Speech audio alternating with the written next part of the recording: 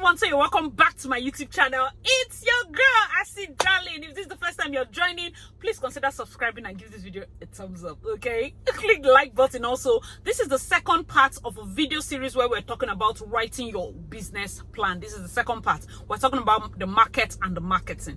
In this part, the market and the marketing. The last video, I talked about your executive summary and your product or service. So check out the last video before you hop back to this video so that it flows seamlessly. And if the second one you're watching, the third one is coming up where I'll be talking about your finance and every other thing you need to know writing this business plan. The reason I'm breaking it down is so I don't have one video that is so long and it's boring. I don't want it to be boring. Writing business plan and business can be tiring for some people, so I'm trying to make it more exciting. If that's the kind of content you're interested in, please consider subscribing. My name is Asitonka Agri-Aba. I'm a wedding planner, an entrepreneur, and also a lifestyle vlogger based here in the city of Port Harcourt, Nigeria. So let's get right into today's video. My name is Asitonka Agri-Aba and the channel is called Darlynss because I'm such a darling. Alright, so now we're going to be talking about the third point. Remember, the last video was the first executive summary, the second your product or service. This third point is about your market. The first point in this third point, who are your clients? Okay, before you start a business, you have to know who you're selling to. Even if you're selling fabrics, 10 people can sell fabrics and they all have different clients. If I'm selling plain and pattern, if I'm selling check materials, I can be selling check materials and I know all my clients are secondary school boarding house students. My target is secondary school boarding house students. Another person can be selling lace and Ankara. I say, okay, my target is the 20-year-olds and or less, you know, people that want to use it for ashwebi and people that want to sew ready to wear. Another person can go into exclusive fabrics that you use for weddings. You have your different clientele. The last person can go for those luxury fabrics, those ones that, in fact, as you're seeing the fabrics, you know that this one, it's not everybody that asks for price for certain fabrics, because these ones are just high end. All of them are fabrics, but all of them have different clientele, okay? All of them are fabrics, but all of them have different clientele. That's why the first question is very important. I know it can sound so cliche. No, my clients, I want to sell to everybody. You cannot sell to everybody. Narrow it down. Who do you want to sell to? You want to cut hair. Which person's hair do you want to cut? Do you want to set up your barbing salon and focus on university students? Do you want to set it up and focus on people in a localized area? But in that localized area, I want to package it in such a way that it is people within this class that can come. I don't want these other people to. Do you understand? Like, there's a way you package. It's not anything about saying I'm not opening my business to everybody. As long as you can afford the product, I'm going to package my business in such a way that when you come in and I tell you it's 1,000, you look around and you know it's 1,000. Do you understand? That's why I said the first one, who are your clients? The second one, what is the size of your clientele? Even though you know your clients, if your clientele is not so large, you might not be running a profitable business off the top. Why do I say this? Is because if you're going to start off and go into super, like the high-end luxury goods, your clientele might be people that buy once in 3 months, once in 6 months. It's not like a profitable business on the books. Yes, when they buy one, it's one. You might look at it like that once they buy might be able to sustain your books, but it is not going to sustain your business. You can't just be selling to 5 people unless you're doing this as a hobby, because we have a lot of people that probably have very rich husbands that just want to sell. It's not so important. But if it's you, like it's your hustle, it's your business, you have to have a sizable clientele. Do you understand? Do not present a product that does not have a sizable clientele. That is why we have more Chinese billionaires, because in China there are more than 1 billion. So even if I get a product in China that has a market of only 100 million people, that is a sizable chunk. Do you understand? It is the crowd. China is making lots of money on quantity. They have the crowd.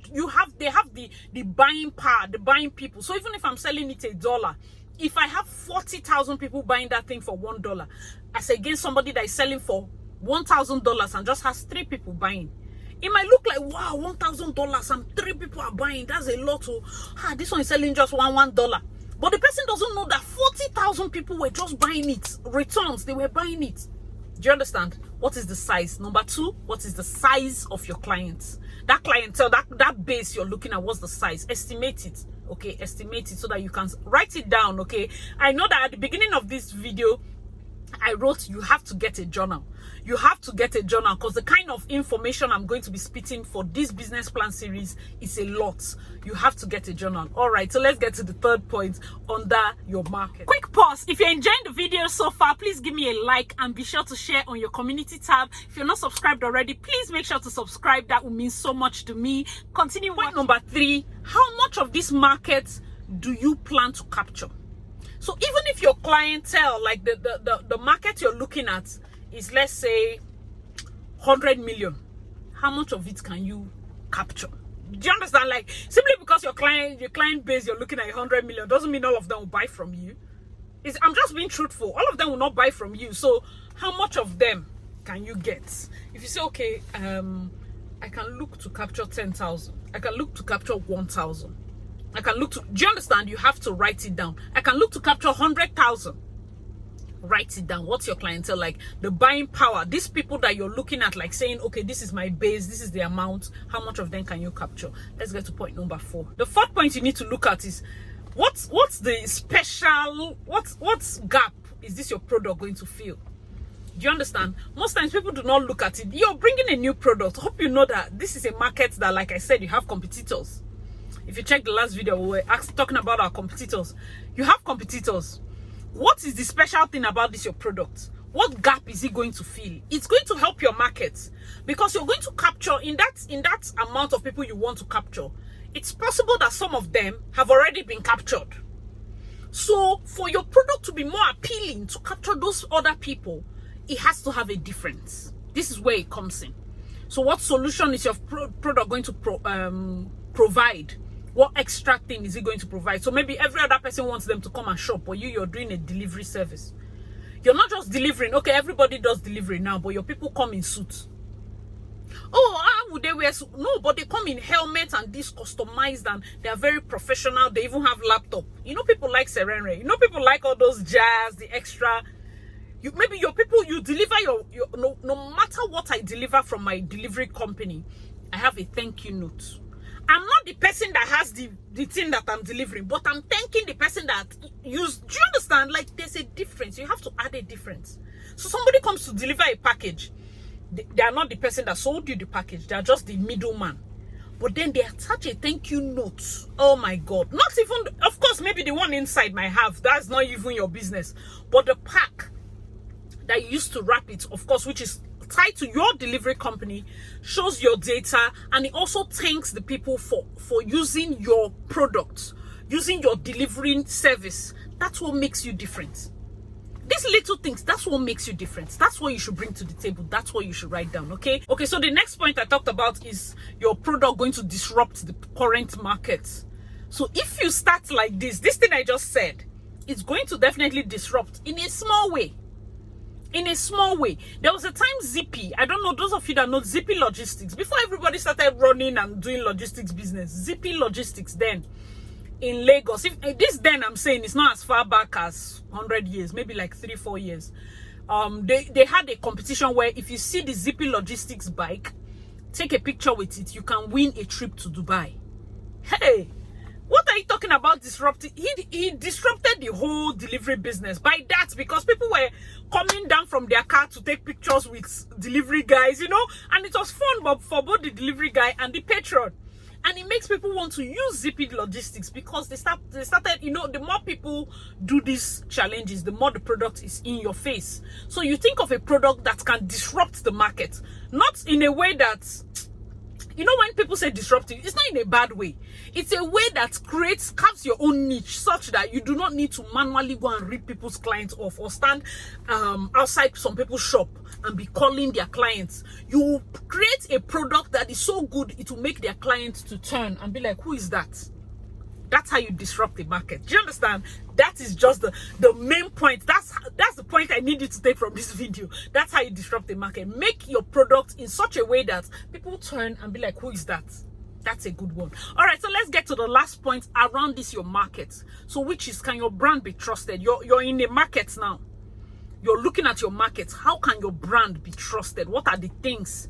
Okay, now that you've just appeared, you've gotten our attention, so to speak. how can we trust you? That's when you bring in the first part I said, your executive summary, your core values. You have to always be born ready. When this market you want finally comes, it's not the time when they come to your shop. Hey, Chukwudi did not bring fuel today. Oh, this my other sales guy. You were not ready. You were not ready. That is something that turns, like, it's one of my pet peeve. When I finally give a vendor a chance and the vendor is not ready. Like, you go to the person. I understand that people have bad days, but there's somebody that has a bad day and there's somebody that is not ready for business. It's two different things. So please be ready. Let's get to the next main point, which is point number 4. Remember this point number 3, we talked about your market. Point number 4, we're going to be talking about the marketing. And that will be in another video. Thank you guys so much for watching up to this point. I remain your girl, Acid Darling. If you have not watched part 1, please check out the links. Check out the next video. That you see part 1 will talk about the executive summary and the product. This part was for marketing.